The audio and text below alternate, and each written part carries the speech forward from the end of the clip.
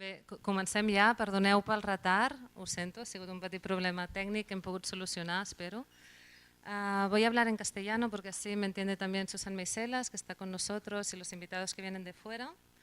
Antes que nada, después de este pequeño problema, quisiera dar las gracias sobre todo a Carlas Guerra y a María Sallarés por habernos acogido aquí, y a Susan Meiselas y a Marta Marín por participar en este seminario que hemos empezado esta mañana, que se llama La vida de las historias, el testimonio filmat, la vida de las historias, el testigo filmado, y que se va a prolongar hasta mañana por la noche. Tenéis el programa en la entrada para todos los detalles, no me voy a alargar puesto que es tarde. Simplemente decir que cuando comenté a Carlas Guerra, que estábamos preparando este programa y le invitamos a participar en él, enseguida nos propuso que incluyéramos también a Susan Meiselas en el mismo, ya que resulta no solo posible, sino muy interesante interpretar su trabajo, leerlo desde el punto de vista del testimonio.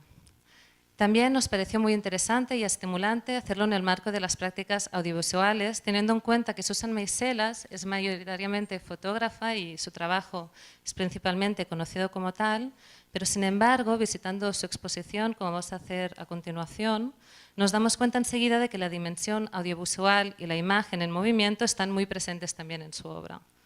No únicamente en sus películas, sino también en la incorporación desde el inicio de su trayectoria de elementos sonoros en acompañamiento o más bien interactuando con las fotografías.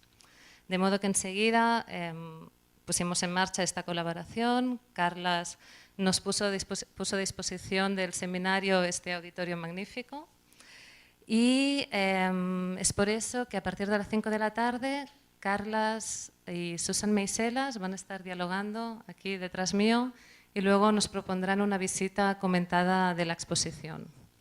Pero antes, estamos muy contentas de contar con la presencia de Marta Marín Domine, que nos visita desde Canadá, donde dirige el Centro para los Estudios de la Memoria y el Testimonio de la Laurier University en Ontario, donde también es profesora de literatura, cultura peninsular española y estudios de memoria. Aparte, o en complemento de esta faceta de investigadora y de traductora, Marta es escritora, realizadora de películas documentales y de instalaciones artísticas. Su última instalación pudo verse el invierno pasado, si no me equivoco, en la Capella Santa Àgata en Barcelona y se llamaba Je vous offre les oiseaux, os ofrezco los pájaros. Esta tarde Marta va a plantear un recorrido a través de algunas de sus obras, partiendo de la película documental realizada a partir de una serie de entrevistas con supervivientes de los campos nazis que habían sido realizadas en los años 90 por la Fundación Auschwitz de Bruselas, hasta la representación que podríamos considerar más abstracta realizada para la Capella Santa Àgata, donde han desaparecido enteramente las imágenes de los testimonios, de los testigos, y que se concibe finalmente como una ofrenda del pasado, del presente hacia el pasado, una ofrenda más concretamente en forma de pájaros, como su nombre indica. No me alargo más, os dejo con Marta y luego con Carlas y con Susan. Gracias. Gràcies, Marina. Bona tarda a tots. Voy a pasar al castellano, pero no quiero pasar por alto este agradecimiento de haber sido invitada a participar en estas jornadas y sobre todo felicitar a Marina Viñas por un comisariado excelente, un contenido muy interesante como hemos ido viendo esta mañana. He añadido, voy a presentar un pequeño recorrido a las obras creativas que he realizado, que tampoco son tantas, y voy a añadir una más de las que ha mencionado Marina. Quizás no me intentaré, ya que hemos empezado un poquito tarde, y para mantenernos más en la línea de la reflexión sobre la creación artística, quizás acortar la parte de reflexión teórica, que en todo caso puede surgir en el debate. Solo contextualizaros un poco mi trabajo. Ha mencionado Marina que yo me dedico profesionalmente a la enseñanza y más en concreto a la literatura testimonial. Empecé mi estudio con los documentos y elaboración literaria de los españoles que pasaron por los campos primero franceses y después los que sobrevivieron a los campos nazis. Esto me llevó casi de manera lógica, podríamos decir, a estudiar la literatura de supervivientes del Holocausto y a interesarme por la manera como se ha configurado la representación de lo que hemos dado el llamar la víctima o el testimonio. Creo que la descripción que enmarca estas jornadas ya nos da un buen marco teórico para reflexionar sobre el testimonio. Se habla en esta presentación de la definición que dio Annette Bibiorca al siglo XX, que creo que se extiende al siglo XXI, definiéndolo como la época, la era del testimonio. Es decir, que de alguna manera el testimonio ha pasado a tener un protagonismo mucho más elevado que la historia a la hora de transmitir el hecho, un evento histórico. De manera que se tiende a relacionar el testimonio con la verdad histórica. Y esto es precisamente lo que critica Beatriz Sarlo, que es otra de las autoras, otra de las teóricas mencionadas en la introducción a estas jornadas. Beatriz Sarlo parte de otro contexto histórico y político, más concretamente el de Latinoamérica y más concreto el de Argentina, para justamente criticar esta relevancia del testimonio, lo que ella llama el giro subjetivo, es decir, la importancia de la subjetividad por encima del dato empírico, lo que sería la metodología establecida por la historia. Estas autoras evidentemente nos continúan sirviendo como marco de reflexión teórica para ver la importancia que el testimonio adquiere en nuestros presentes. Pero si yo no me equivoco, creo que ninguna de ellas hace no señala suficientemente esta transición que me parece a mí que se ha producido en Occidente y en el siglo XXI, que va del testimonio a la víctima. Es decir, hemos pasado de lo que se diría en el contexto anglosajón de tener un sujeto que es activo, es decir, el acto de testimoniar parte de una voluntad de hacerse comprender, para pasar a ser un objeto. Podríamos decir un sujeto pasivo, que es el de la víctima, a la cual contemplamos, a la cual escuchamos, pero sobre todo lo que nos va a producir es la compasión. Estamos, por tanto, ante una configuración que parte más de los sentimientos que de la razón. Esto ya lo anunciaba Annette Bibiorca, pero creo que se puede ver bastante bien en casi todos los campos donde aparece lo que hoy se viene a considerar como víctima. Ayer vi un ejemplo en el pasillo del metro de Diagonal, donde se hace la, no sé, ahora no me sale ni la palabra ni en catalán ni en castellano, la transacción, ¿no? El cambio de líneas de la verde a la azul. Hay una exposición bastante interesante de fotografías de mujeres que han sido víctimas de la violencia de género. Y es interesante ver cómo los textos que acompañan estas fotografías y la misma fotografía nos remite más a la configuración de la víctima que no al del testimonio activo que dice yo estoy aquí, yo os hablo de algo que me ha sucedido pero que no me define para siempre. La víctima, en cambio, es una posición a la que sometemos al otro que parece mucho más permanente que no la de testimoniar, que es un acto activo. Bien. Comento todo esto porque es el marco al que nos invita a reflexionar estas jornadas, pero es también una reflexión que a mí me ha servido bastante para pensar la representación y que me ha servido de orientación en mis trabajos más creativos, que se alejan, por tanto, de la enseñanza y de la escritura académica. Y para eso se hace inevitable pensar antes de hacer en unas mínimas estrategias que normalmente son o narrativas o estéticas. Y lo que a mí me ha preocupado más de estos dos trabajos, tengo hechos dos trabajos documentales y una instalación artística hasta el momento. Amenazo con tener alguna más. Pero lo que me ha preocupado es justamente sacar al testimonio de esta configuración para mí tan limitada que nos sugiere la víctima. Y para ello he utilizado diferentes estrategias que me gustaría comentar con ustedes y mostrar algunos fragmentos. Se ve que la sección Fundació Tapias, las de la tarde, tenemos unos problemas técnicos. Yo viniendo del Canadá también he perdido unos enlaces, o sea que tendréis que acompañarme conmigo. Tengo las películas enteras y tengo el minutaje, o sea, simplemente tardaré 30 segundos más de lo normal. El primer documental que hice fue en 2005 con un grupo de argentinos que se habían exiliado, refugiado en Toronto, huyendo evidentemente del golpe de Estado del 76 y un poco más allá. Este grupo de argentinos, todos ellos habían estado en la cárcel y habían sido acogidos en Canadá como refugiados políticos. Y esto lo comento como dato importante.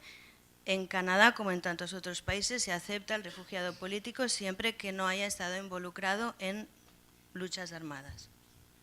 Este no era el caso de ninguno. Esto no era el caso de todas las personas a las que yo entrevisté con la idea de hacer este documental.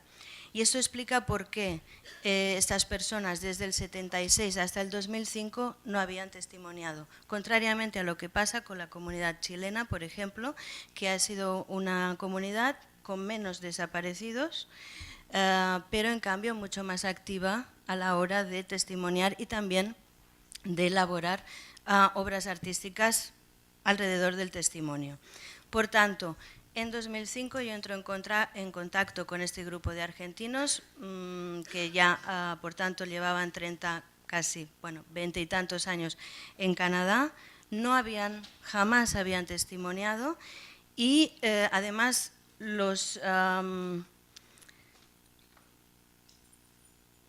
empieza a trabajar con ellos una persona que no es argentina, sino que es una gallega, como yo. Esto lo comento también porque a mí me supone una reflexión. ¿Qué hago yo entrevistando a testimonios argentinos? Personalmente, para mí fue un homenaje, que también es un gesto que está presente en otras elaboraciones que yo hago. Tengo una parte de la familia exiliada en Argentina y para mí fue casi un gesto memorial lógico. Bien. Estas personas, mi idea en principio era justamente ver en ellas la evolución que habían hecho de sujeto exiliado a sujeto canadiense, me interesaba esto, cómo su experiencia, cómo se había reelaborado en Canadá.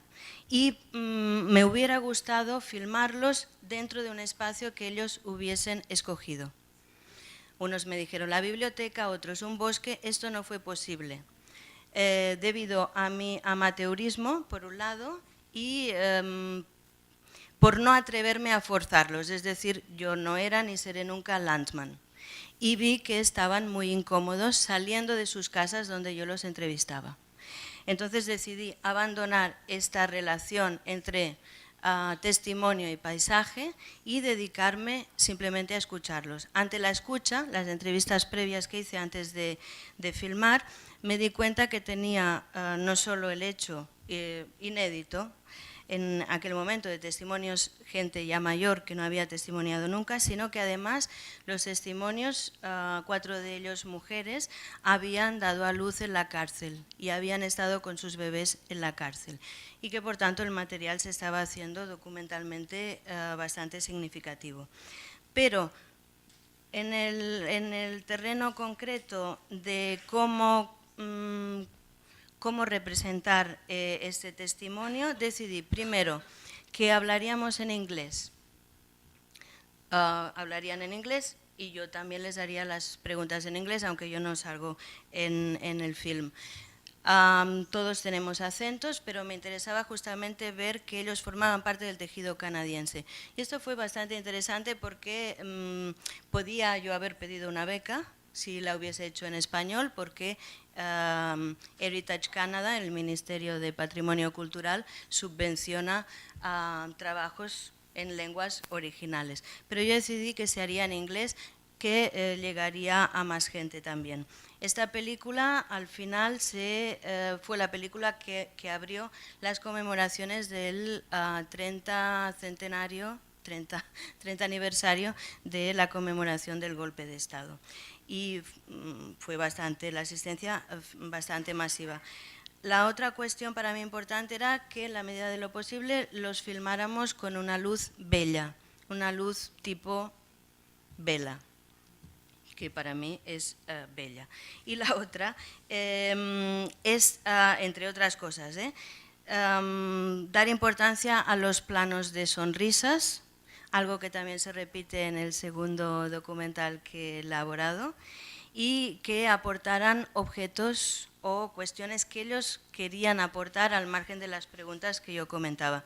Y 3 mujeres justamente aportaron objetos que son obras artísticas que hicieron dentro de la cárcel a partir de hilos de toallas, pan que todavía se conserva, trozos de huesos de comida, residuos de comida, hicieron objetos maravillosos y estos también lo filmé. Por tanto, este documental, como muchos que se hacen, que no son puramente elaboraciones artísticas, es también, ha pasado a ser material de archivo y ahora una copia está en la Biblioteca Nacional de Nanterre, en la BNF.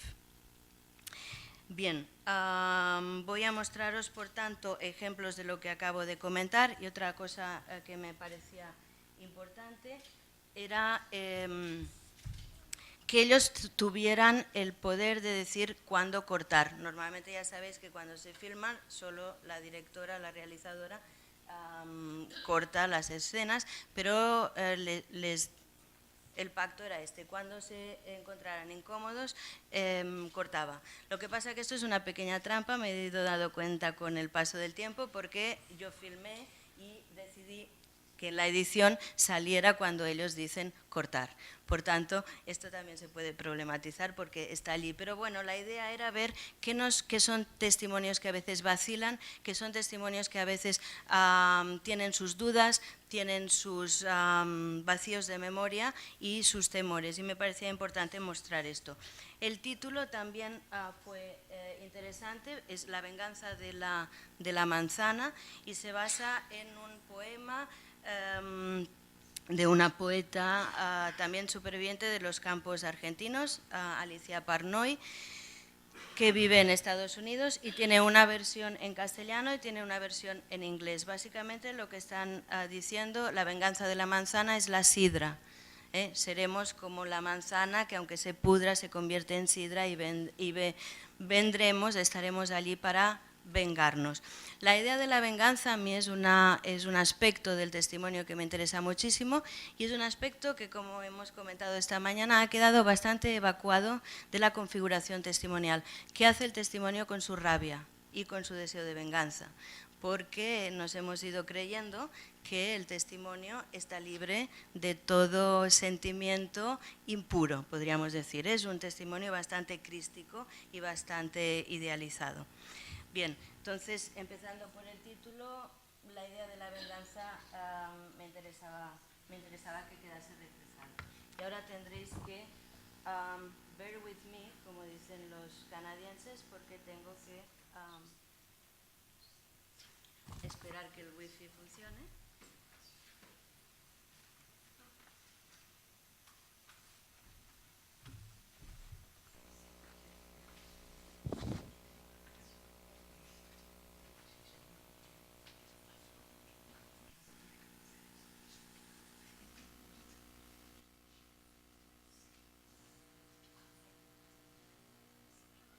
This is Alberto José, my brother. He disappeared in November 1974.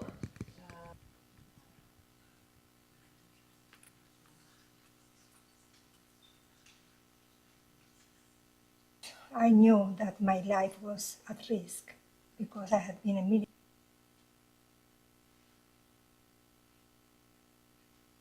The time when the baby was supposed to. It was what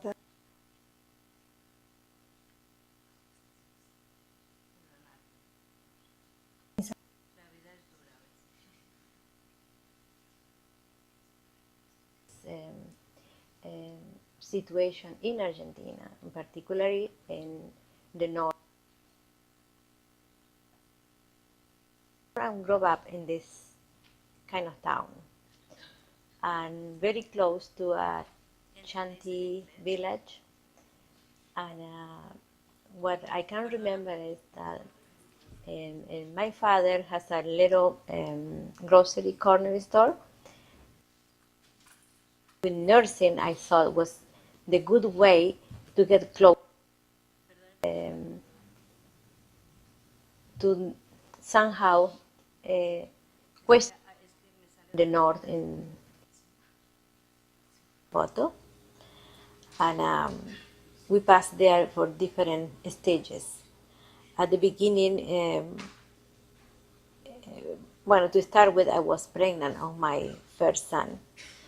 That I was 3 months old, 3 months away for the pregnancy, and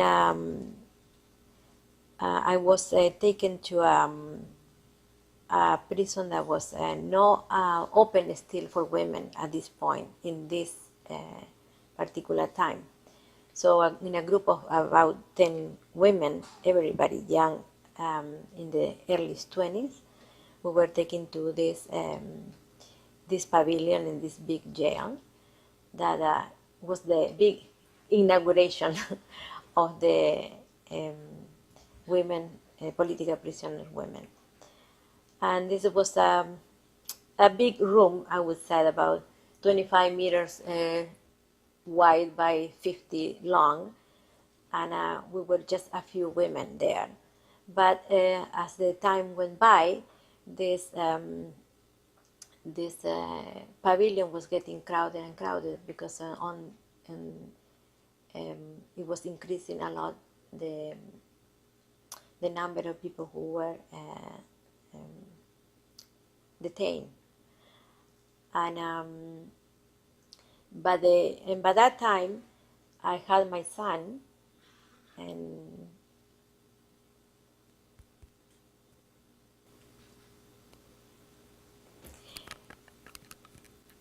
no sé qué decir, no sé qué decir.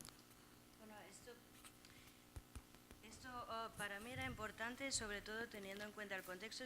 Sucede algunas veces y decidí no sacarlo de la edición porque vuelvo a insistir en el hecho de que era la primera vez que hablaban ante la gente. No éramos muchos, éramos la cámara y yo. No había nadie más, pero fueron momentos difíciles. Además me llamaban por las mañanas, me comentaban que no habían podido dormir. O sea, fue realmente lo que explica mucha gente cuando trabaja por primera vez con testimonios que todavía no han testimoniado. Y además se añadía el hecho de que se sabe todavía poco sobre las experiencias de las mujeres que estaban en las cárceles y que dieron a luz en la cárcel. Por tanto, pasaban cosas muy fuertes y razón de más que yo tuve la necesidad de que termináramos con una sonrisa. Y paso, porque no quiero incomodaros más, paso al final para que veáis cómo terminé el final. Todas estas personas han ido explicando cosas tan importantes como las que acabamos de escuchar y paso a mostraros cómo se decidió el final.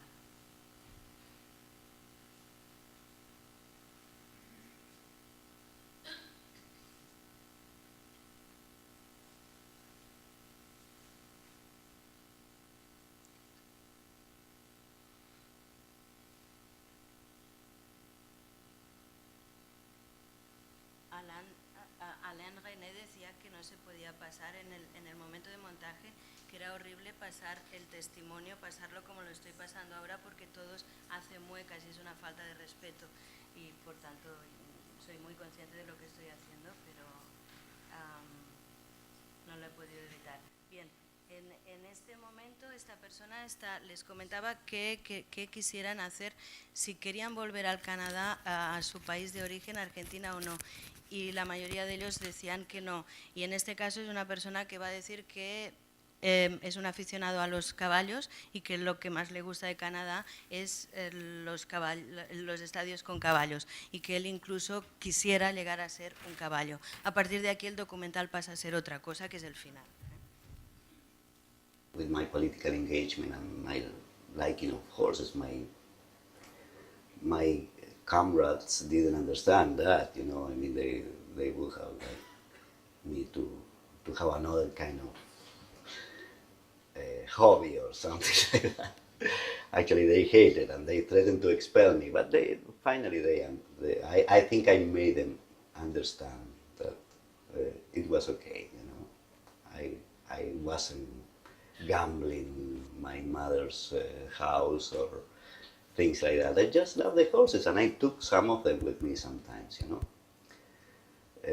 But in Canada, this was, I think this is the best thing Canadians have, you know, the racetrack at Woodbine. This is a spectacular. Like this priest, you remember? I want to be a horse if I come back to this world. Yeah, this is my idea of fun. And I don't think I am going to match this in Argentina. I am going to miss this so badly that probably I will come back. Go home now? All right, okay, have a beer. Maybe you'd like. Sorry, Mary. Poor Mary, trying to figure an out. Maybe you'd like to play with your glasses, Corin, because that's the problem. You want with sugar or without sugar?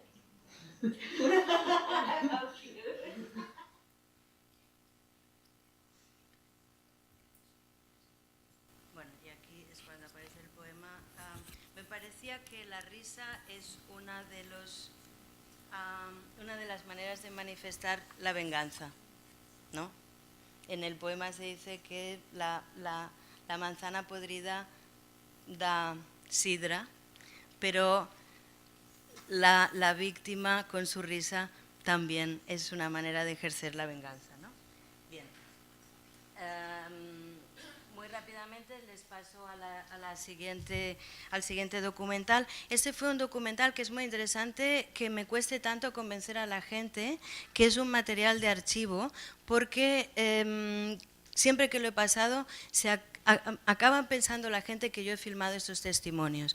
Ese documental surge de un encargo que me hace la Fundación Auschwitz de Bruselas para hacer cualquier cosa, no me dicen un documental, un trabajo para recuperar las trazas de la vida judía antes de la gran deportación de 1942 en Bruselas, concretamente en el barrio de Marolles. Trabajé con un asesor histórico, con Daniel Beissow, y también con el antiguo director Philippe Menard. No encontramos trazas de la vida judía, sí que encontramos trazas de establecimientos que existieron, cines, etcétera, pero no de estrictamente la vida judía. Y fuimos a los grandes archivos nacionales, el archivo de la radio y televisión.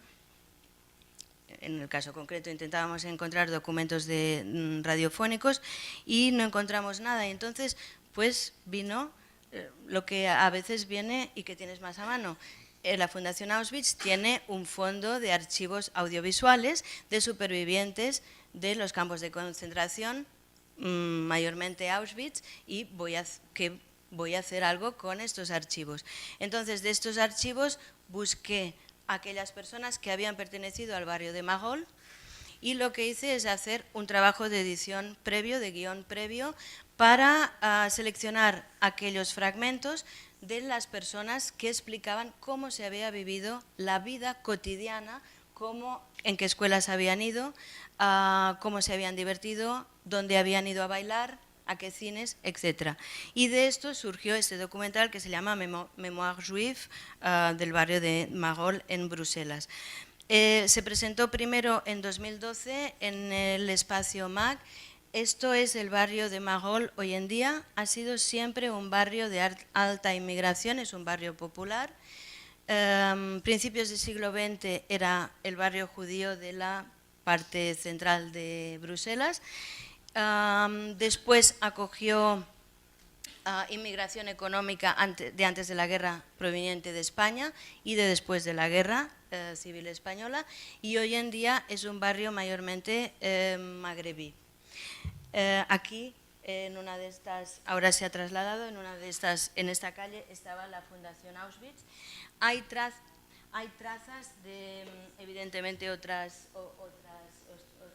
establecimientos. Es un barrio muy interesante. Es un barrio también problemático. El día que uno de los que fuimos a filmar, porque también filmamos en exteriores, habían atacado la comisaría de policía, por ejemplo. Era bastante arriesgado salir a filmar. Y hay pocas trazas de vida judía. Hay algunas placas donde se indica que ha existido una sinagoga, y hay bastantes Stolpersteiner, que sabéis que son estas piedras conmemorativas que se instalan delante de aquellas casas donde hay familias judías que fueron deportadas de allí sobre todo a Auschwitz. El documental se presentó en el 2012 y ahora me gustaría mostraros si encuentro algún fragmento que pueda servir.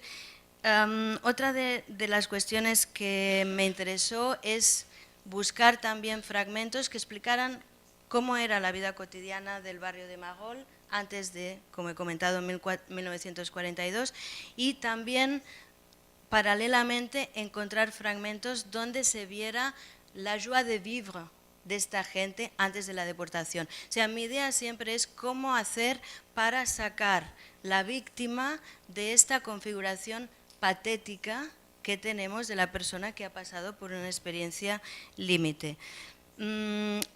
Aquí trabajamos un poco con el material de archivo que pudimos encontrar, y también filmamos exteriores con 2 niños, pero no tratando de ilustrar lo que era la vida judía, sino justamente tratar de explicitar lo que ya no es posible de representar.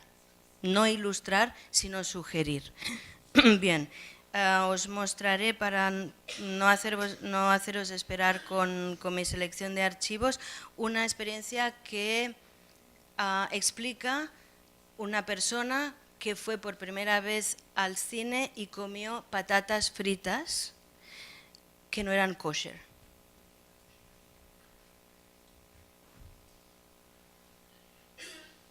Antes lo tenía todo aquí, ahora no lo encuentro. Si el técnico me puede ayudar.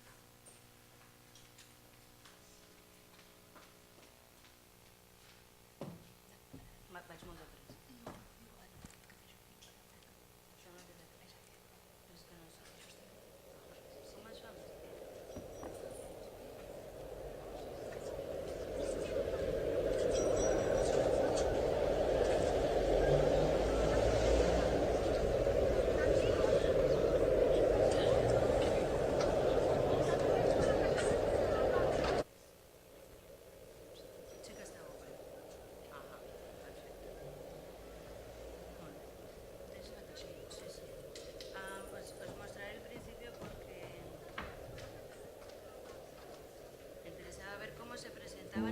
Y el hecho de que no escondíamos que trabajábamos con archivo, que se viera bien que era archivo.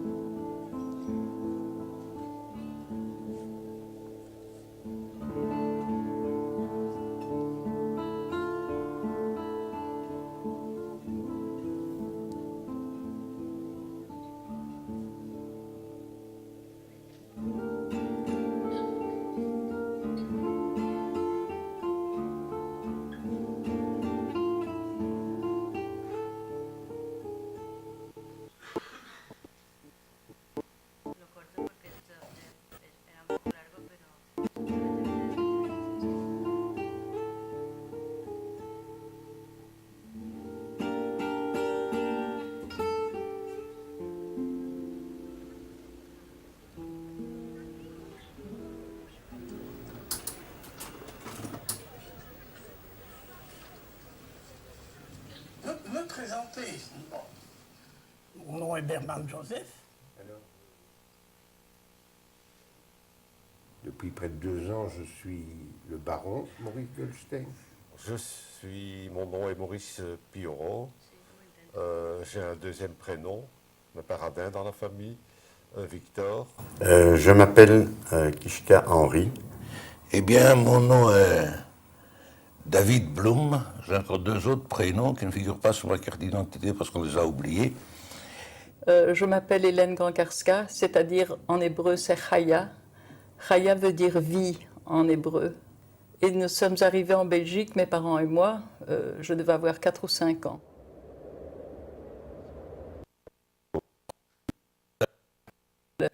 Maison. On va faire l'expérience.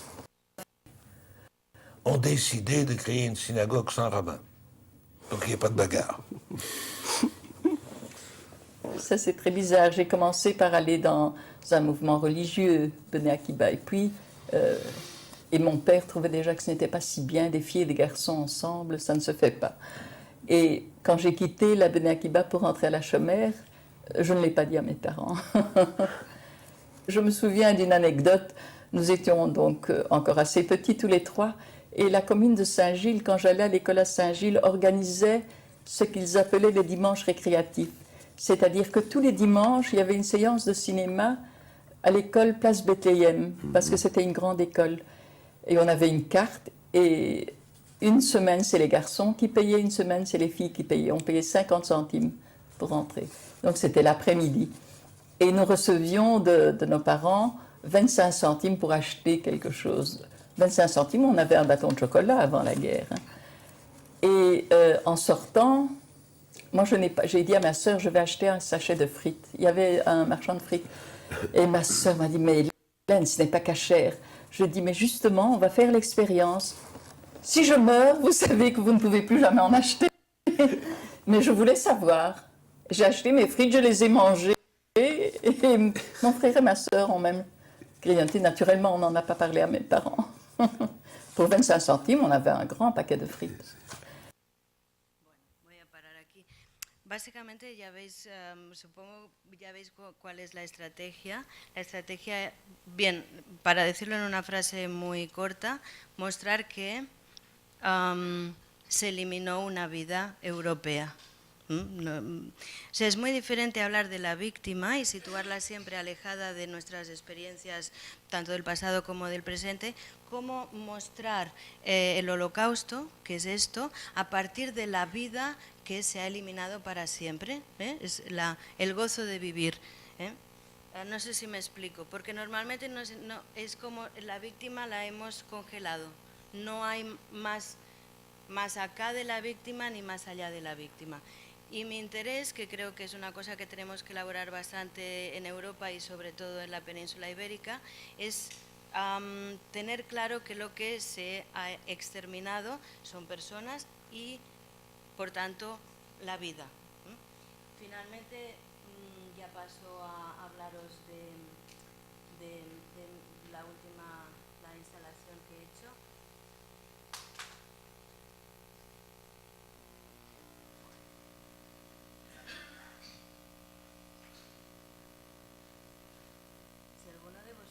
Puede hacer la pantalla grande y así. Esta instalación parte justamente también de la literatura y gracias a la... sí, y ella la diserta. Muchas gracias. Parte de la literatura y del hecho de que sin darme cuenta me fue quedando en la mente algo que circula tanto en literatura como en la literatura oral, una especie de rumor, como si fuese aquello que nos queda de un cuento de hadas, que es que algunos supervivientes afirman no haber visto ni escuchado ningún pájaro sobrevolar los campos. Entonces, con este gesto también de estar en deuda en el presente y devolver la deuda al pasado, un gesto totalmente imposible, se me ocurrió la idea de una instalación con el título Je vous offre les oiseaux. El título ya indica,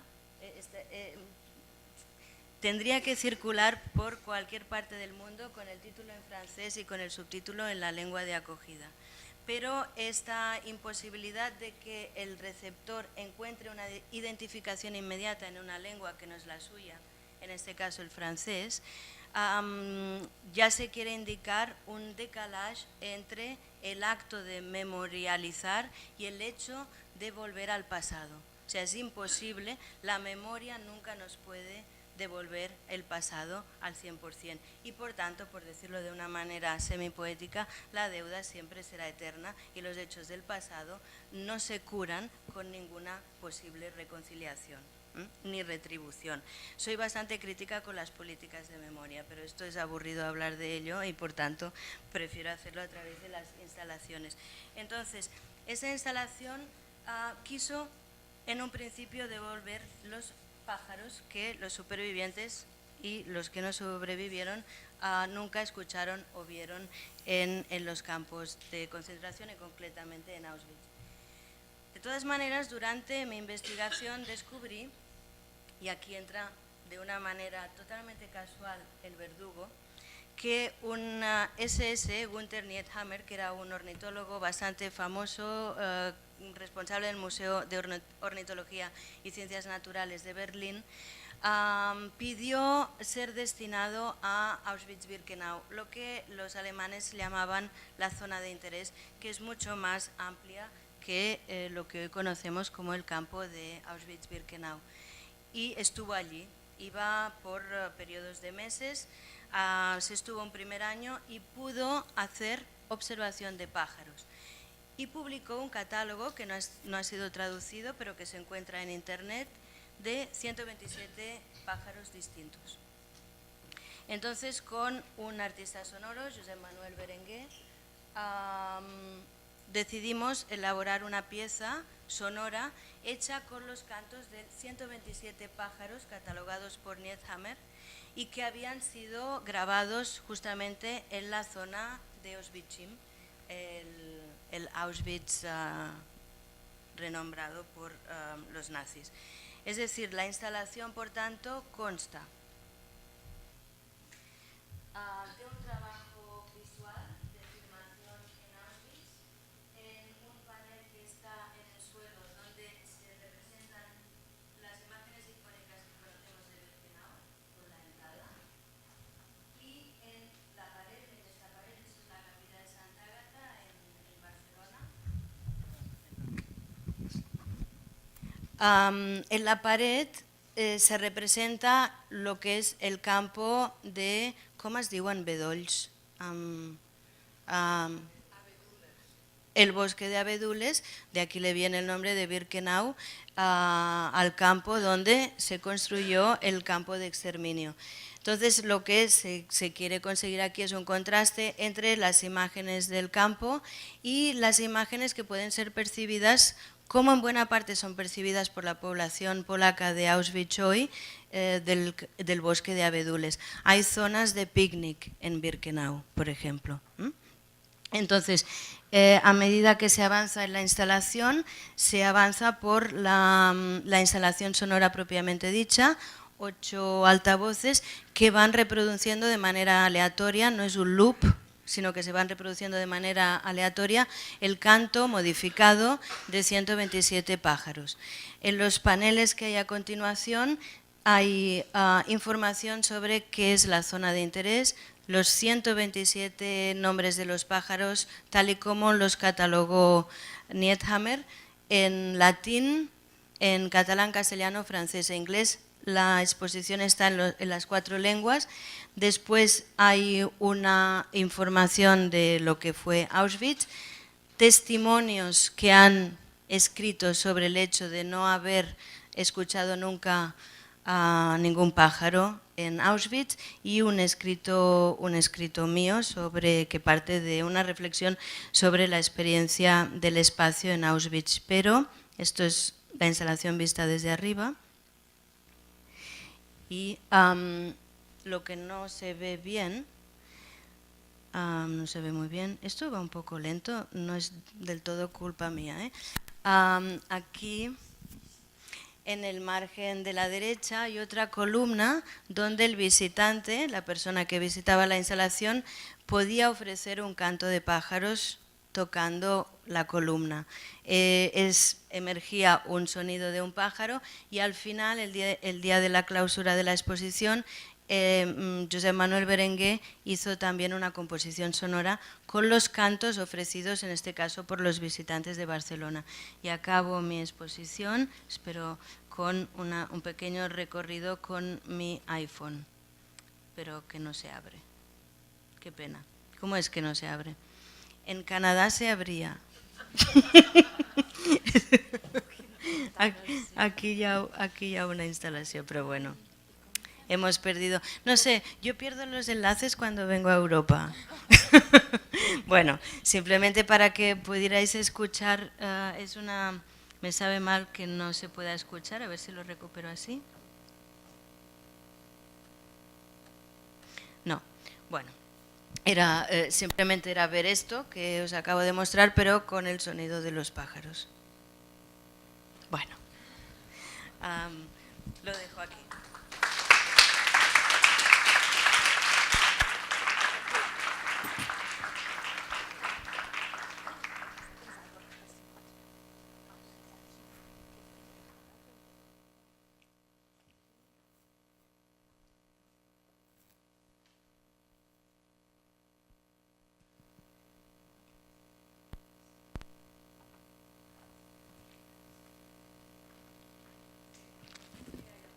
¿O algún comentario antes de pasar a la conversación entre Carles Guerra y Susan Meiselas? Yo sí que tengo una reflexión, si no hay nadie más. No, simplemente es curioso, no es exactamente una pregunta, pero viendo las imágenes que has mostrado de tu película La venganza de una manzana, me parece que se llama, que yo no conocía en absoluto, me ha hecho pensar curiosamente en el final de otra película que vamos a proyectar mañana en la Filmoteca, que es la película de David Perloff, de Memorias... Te miro a ti porque... Memorias del Recuerdos del proceso Eichmann, que termina también con fotografías, no sé si la has visto, con fotografías de antiguos... de antiguos supervivientes que habían estado en el campo de Lodz, también sonriendo. Es curioso porque a lo largo de la película David Perloff entrevista a Henrik Ross, que es un fotógrafo que había estado en Lodz, en ese gueto, y se van viendo una serie de fotografías, todas muy duras, donde se ve cómo los deportan, etc. Pero para el final de la película, para terminarla, David Perloff elige mostrar las fotografías que Ross había hecho a su mujer durante esos tiempos sonriendo. Y en ese sentido yo siempre me lo había tomado, pues tú le has llamado venganza, y yo pensaba una pequeña resistencia, ¿no?, de Perloff y de Ross, y creo que hay un paralelismo que quería compartir simplemente. Je sais pas.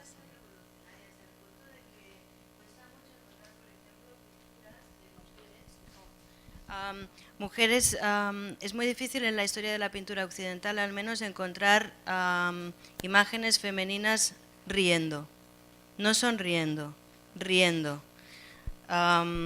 Hice un trabajo sobre esto y me costó muchísimo. Es como una especie de tabú, es una sublevación, ¿no?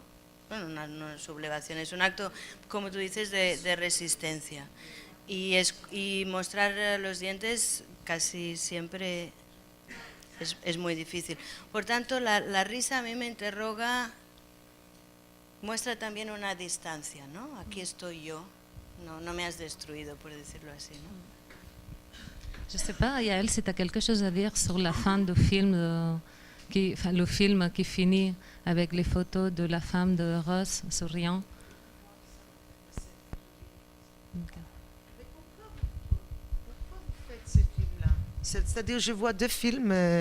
La biographie de vous, je voudrais savoir. Pourquoi ça... Impeccable.